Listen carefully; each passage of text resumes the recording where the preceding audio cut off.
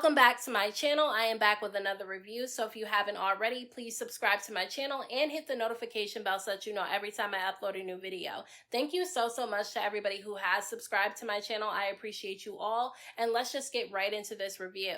So at the very beginning of this episode, Biggie and Anna were having a conversation about seeing ET at Lemmy's party in last week's episode, and they were talking about how concerned they were for Tasiki because at the party, Tasiki decided to make up with ET, and basically the two of them squashed their beef, and Anna and Biggie feel like ET is just gonna turn on Tasiki. I don't understand what's up with all these girls that are friends with Tasiki always acting like they have to come to her defense all the time, because I honestly do feel like Tasiki can handle herself, and I think that they know that as well. I mean, Tasiki and ET fought multiple different rounds at the reunion last season, and Tasiki won every single one in my opinion. So even if ET did decide to act up towards Tasiki can definitely handle ET on her own. And look, I'm not saying that Biggie and Anna are not genuinely friends with Tasiki, because I think that they do have a genuine friendship, and I think that they really do care about Tasiki. However, part of them acting very protective over Tasiki to me is because they want to stay on her good side because they're afraid of her. I truly do believe that a lot of the girls that try to befriend Tasiki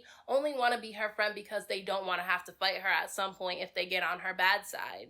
Now, Biggie also ends up bringing up Anna fighting Mariah Lynn's mother, and she basically tells Anna that she should apologize to Mariah's mom so that the two of them can squash their beef. And Anna did say that she's open to having a conversation with Mariah Lynn because she never wanted to fight her in the first place, and that she is also open to apologizing to Mariah's mom. And look, I think that it's great that they're willing to have a conversation and work things out. However, I don't think that other people should be pressuring the two of them to talk, because honestly, even if they do have a conversation and apologize to each other, I don't think that they'll ever have a genuine friendship or that it'll ever be the same, because too much was said and too much was done. Now, Asian doll Mariah Lynn and Sapphire sit down to have a conversation, and I'm not gonna lie, it was kind of weird and a little bit fake to me to see Asian doll and Mariah Lynn talking and laughing with each other. I'm not saying that they can't squash their beef and be cordial, but the way that it happened to me wasn't really right. Mariah Lynn ended up getting into a fight with Asian doll, and once she lost the fight, she got mad at Bianca and made it seem like Bianca was the problem and she was the reason why they fought in the first place. And so Asian doll got upset with Bianca as well. So the two of them became cool based on their mutual dislike for Bianca, and to me, that's playing the enemy of my enemy is my friend, and to me, that's not genuine. And I feel like at some point, Asian doll and Mariah will be getting into it again. If it's not this season, it'll probably be at the reunion or next season, because in this episode, Asian doll made it very clear that she intends on staying on the show. Now, Sapphire ended up bringing up the fact that, Bianca came up to her trying to fight her at Lemmy's party, and she had 3 of her sisters with her, and she was basically saying that she doesn't understand why Bianca wanted to fight her at the party, but when it came down for the two of them to fight when they went ATV riding, Bianca did not want to fight. I don't know how that's confusing to anybody though, because at that point, everybody was against Bianca and she was by herself, and everybody was surrounding her like they were gonna jump her, so of course she wasn't gonna want to fight Sapphire. Now, I'm not saying that Bianca is the best fighter in the world, because I don't think that she is,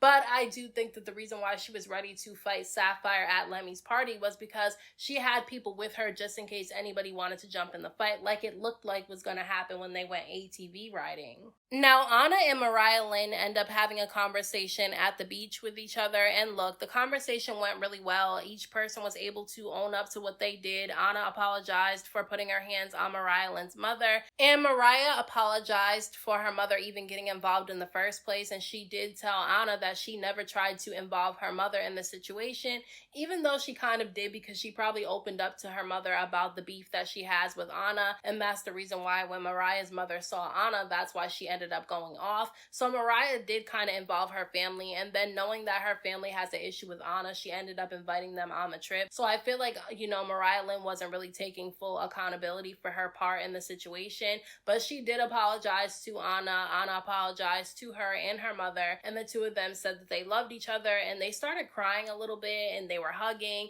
And look, I think that's cute and I think it's sweet, because at the end of the day, a friendship breakup is a lot harder than a relationship breakup, in my opinion. So I can understand why they were hurt. However, I don't think that they ever really had a genuine friendship, because when they were beefing with each other, the things that they were saying about one another are things that they already thought about each other. They just waited until they were mad to say these things. So I don't feel like their friendship can ever come back from this situation. Now, while everybody else is on their way to the dinner that Natalie put together for everybody, Natalie and Rollie end up going to meet up with ET at a different location. And look, when ET ended up showing up, Natalie immediately started telling her that she felt some type of way about ET attacking her at the reunion for no reason, out of nowhere, because she thought that they had a better relationship than that. And then Natalie also ends up expressing to ET that she felt like it was unacceptable for her to leak her phone number on social media, and even though she can forgive ET for doing that, she will never have that type of relationship with her again where she has her phone number, because she feels like if she gets mad again, she'll just leak her phone number out again.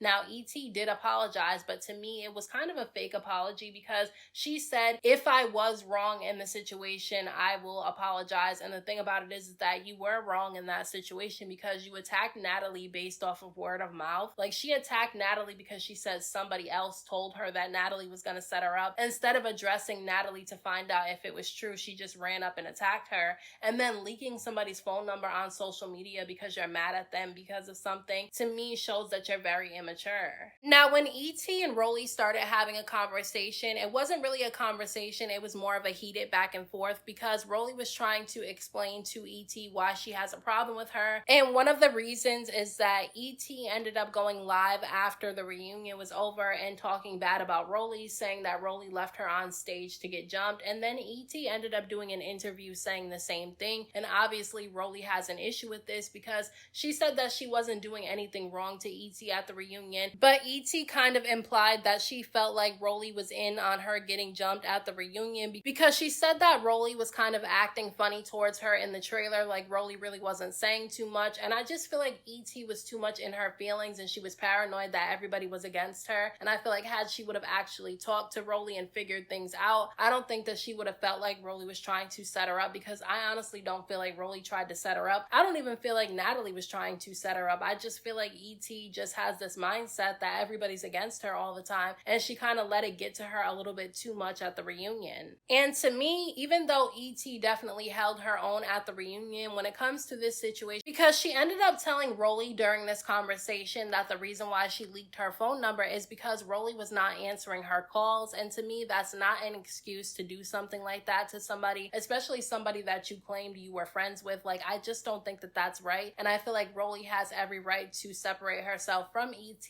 and not want to be her friend anymore, because what happens if they get into something again? Is she going to leak her phone number again? Like, to me, I just feel like ET was doing too much. I feel like she's very insecure. I feel like she doesn't know how to have friendships, and I feel like she doesn't know how to take rejection. And that's the reason why she acted out at the reunion, because she felt like Natalie was rejecting her. She also felt like Rollie was rejecting her, and that's the reason why she went around and was leaking people's phone numbers, and that's the reason why she attacked Natalie at the reunion. So Rollie ends up standing up and she calls ET immature and says that she's not the type of person that she wants in her life, and she kind of starts going off a little bit, and she lets Natalie know that she's gonna leave and go outside to smoke, because she really doesn't want to hear what ET has to say. Now, Rollie made the mistake of walking towards where ET was sitting at, so at this point ET ends up standing up, and the both of them are kind of a little bit in each other's faces yelling. And I think Rollie had a bag or something in her hand, and she ended up hitting ET with it, and that's when the two of them just started fighting each other. They started hitting each other all up in the face and the head. And I will say, from what I've seen, I think they both handled themselves well during this fight. However, I will say, in my opinion, I feel like ET won the fight, because I feel like she hit Rollie more. Like, more of ET's hits connected to Rollie than the other way around, and that's why I said that ET won the fight. But it was entertaining to watch, because the last few fights that we've seen on the show haven't been good at all. But it was sad to see the two of them fight, because I do think that they had a real friendship at first.